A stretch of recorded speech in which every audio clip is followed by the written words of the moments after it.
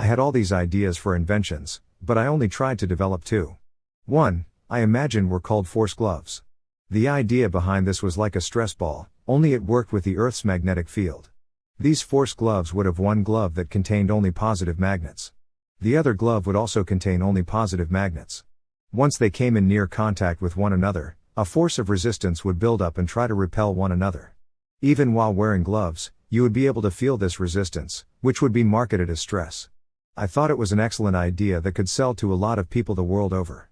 But I am an idea man, not an engineer like Tesla. Nevertheless, I did try to make my own prototype. I went to the dollar store and bought a pair of gardening gloves. Then I went back to my room at my stepdad's house. He wasn't home. I found this travel kit with tiny checker and chess pieces, that I took back to my apartment. I dug all the magnets out of these game pieces. I tested them and then set them into piles of all positive. If they flipped over, they'd be on the wrong glove and the prototype wouldn't work. In theory, the magnets should be sewn in, but I used glue and carefully glued every one on until they were all set. I let the gloves dry for a few hours, then tested them out. They worked and I could feel the force/stress.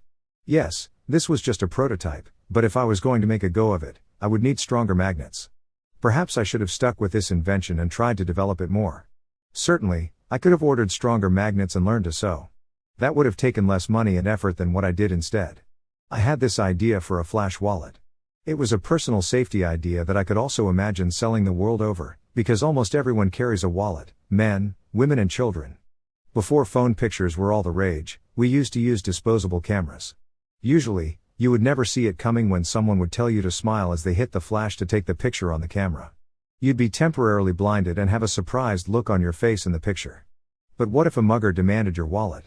You seemingly comply and just as you pull out your wallet to hand over, you hit the flash. The mugger is temporarily blinded and you make your escape, losing nothing.